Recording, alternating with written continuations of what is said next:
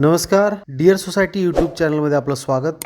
मंडळी, आजच्या या व्हिडिओच्या माध्यमातून आपण जाणून घेणार आहोत की रेरा नोंदणीकृत प्रकल्पामध्ये तुम्ही जर सदनिका खरेदी करत असाल तर त्या सदनिका खरेदी करारनाम्यामध्ये कोणते कलम असे आहे की जे बदलले जाऊ शकत नाही आणि तुमच्या करारनाम्यामध्ये ते असणं अनिवार्य आहे. या संदर्भात महारेराचा आदेश क्रमांक 38/2022 आहे. 13 डिसेंबर 2022 रोजी हा आदेश देण्यात आलेला आहे. हा आदेश आहे म्हणजे अवैध आणि बदल न करता येणाऱ्या कलमांच्या बाबतीमध्ये जी कलम तुमच्या सदनिका खरेदी करारनाम्यामध्ये असणं बंधनकारक आहे. तुम्हाला माहितीच असेल की रेरा नियमानुसार सदनिका खरेदीचा जो करारनामा असतो त्याचा एक नमुना रेराच्या वेबसाईटवरती प्रत्येक विकासकानं अपलोड करायचा असतो आणि हा जो नमुना आहे या नमुन्यामध्ये काही कलम जी आहेत ती असणं बंधनकारक आहे आणि ती बदलता येत नाहीत. ज्या पद्धतीनं रेराने सांगितलेलं आहे त्याच पद्धतीनं ती कलम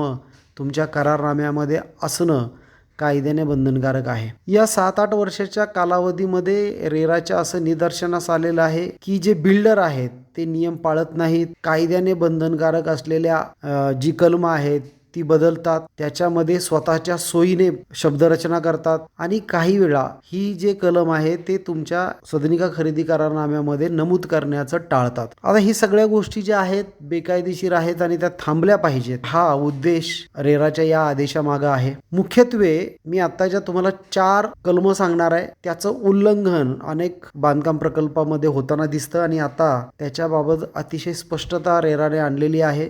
फोर्स मेजर अटींचा गैरवापर काय आहे की नैसर्गिक आपत्तीमुळं जर बांधकाम रखडलं तर त्या नैसर्गिक आपत्तीचं व्याख्या ही ठरलेली आहे कायद्याने, परंतु काही बिल्डर काय करतात की त्यामध्ये नैसर्गिक आपत्तीच्या व्यतिरिक्त लेबर शॉर्टेज, कामगारांची कमतरता असेल, मालाची कमतरता असेल, निधीची कमतरता असेल, असे वेगवेगळी मानव निर्मित ज्या समस्या असतील त्या उद्भवल्या तरी त्या फोर्स मेजर या डॉक्ट्रिन खाली, या सिद्धांताखाली ते टाकतात आणि त्यातून सदनिका धारकांची फसवणूक करण्याचा प्रयत्न करतात. आता याबाबत अतिशय स्पष्ट आहे की कायद्याने फोर्स मेजरचा जो व्याख्या केलेली आहे त्याच्या पलीकडे बिल्डर त्यामध्ये कोणत्याही प्रकारे स्वतःचं स्वार्थी बाबी टाकू शकणार नाही. दुसरं आहे म्हणजे सदनिका धारकांची संस्था नोंद करणं, सहकारी गृहनिर्माण संस्था नोंद करणं असेल किंवा असोसिएशन नोंद करणं असेल तर अधिनियमामध्ये स्पष्ट तरतूद आहे की 51% सदनिका विकल्या गेल्यानंतर 3 महिन्याच्या आत अशा संस्थेची नोंदणी करणं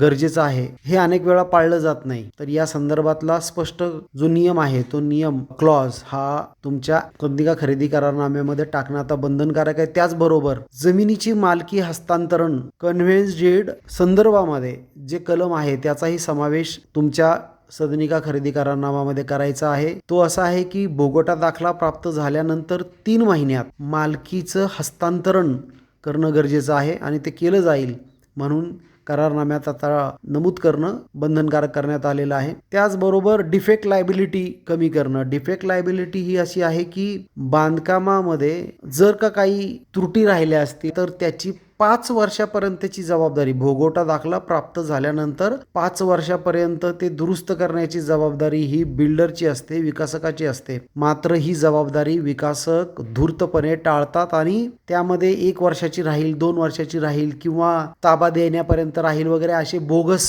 कायद्याच्या विरोधातील बाबी करारनाम्यामध्ये टाकतात आणि सदनिका धारकांची त्यातून फसवणूक करण्याचा प्रयत्न करतात. तर ही जी 4 कलम आहेत ती तुमच्या सदनिका करारनाम्यामध्ये असणं बंधनकारक आहे आणि हा जो आदेश आहे तो 12 डिसेंबर 2022 पासून आहे. तर त्यानंतर जर तुमचं ॲग्रीमेंट झाला असेल तर ही 4 कलम तुमच्या सदनिका करारनाम्यात आहेत का नाही हेही पहा. त्याचबरोबर आणखीन 2 कलम आहेत जी महत्त्वाची आहेत ज्याच्यामध्ये सुद्धा बदल विकासक करू शकत नाही. आणि पहिली अट अशी आहे की जर इमारतीचं बांधकाम पूर्ण झाल्यानंतर जो कार्पेट एरिया आहे त्याच्यामध्ये जर का काही फरक आला, म्हणजे कार्पेट एरिया जो बंधूर बांधकामानुसार आहे मात्र बांधकाम करताना बांधकाम आराखड्यानुसार असलेलं कार्पेट एरिया बांधकाम पूर्ण झाल्यानंतर जर असं आढळलं की तो वाढलेला आहे किंवा कमी झालेला आहे तर अशा परिस्थितीमध्ये सुद्धा विकासकाने जर कार्पेट एरिया कमी भरला तर वरची जी रक्कम आहे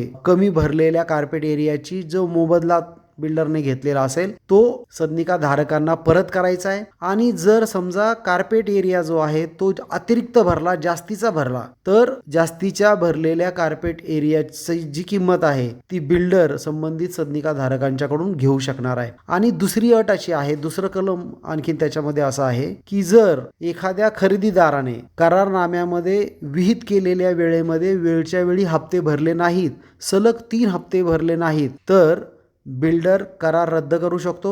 आणि असा करार रद्द करण्यासाठी बिल्डरने संबंधित सदनिका धारकाला 15 दिवसाची नोटीस देणं बंधनकारक आहे. आणि 15 दिवसाची नोटीस दिल्यानंतर सुद्धा जर 30 दिवसामध्ये पैसे नाही भरले तर बिल्डर जे आहे ते संबंधित करारनामा हा रद्द करू शकतात. त्याचबरोबर जर करारनामा रद्द करायचा असेल तर 30 दिवसामध्ये ती रक्कम भरायची आहे, द्यायची, संबंधित सदनिका धारकाला परत करायची आहे. मात्र बिल्डर नियमानुसार जी काही कपात करायची ती कपात करण्याचे अधिकार हे विकासकाला देण्यात आलेले आहेत. हे जी कलमं आहेत या आदेशामध्ये दिलेली, हे काय फक्त सल्ले नाही आहेत, तर कायद्याने आता बंधन घालण्यात आलेलं आहे. जर या अटी करारनाम्यात नसतील किंवा त्याच्यामध्ये फेरफार केला असेल, बदल केला असेल, तर तो करार कायद्याच्या दृष्टीने शून्यवत होतो, म्हणजे त्यात जर बेकायदेशीर अटी असतील तर. त्याचबरोबर ह्या जरी अटी शर्ती तुमच्या करारनाम्यात नसतील तरी सुद्धा बिल्डर ह्या सगळ्या अटी शर्तीचं पालन करण्यासाठी जबाबदार आहे. त्यामुळे जर या अटी शर्तींचं या कलमांचं उल्लंघन तुमच्या प्रकल्पामध्ये झालं असेल, तुम्ही सदनिका खरेदी केल्यानंतर झालेलं असेल, तर तुम्ही